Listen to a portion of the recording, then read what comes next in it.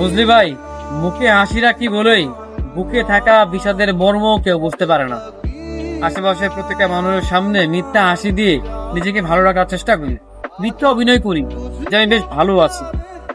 তাই তো কোনো মানুষ আমার বুকে জমে থাকা বিষাদের মর্ম বা কষ্ট সেগুলো বুঝতে পারে না। আসলে আমি কখনো বুঝতে দিই না। কেন বুঝতে দিই না জানিস?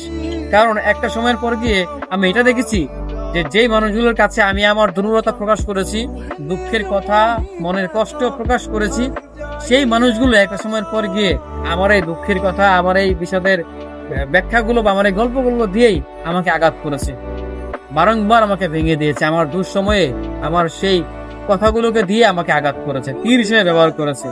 তাই এখন কোনো মানুষের কাছে নিজের কষ্টের কথা বলি না। সবার সামনে মিথ্যা হাসি দিয়ে হলেও নিজেকে ভালো রাখার চেষ্টা করি। আমি দেখাই বেশ ভালো আছে, কিন্তু ভিতরে ভিতরে আমি ভালো নেই।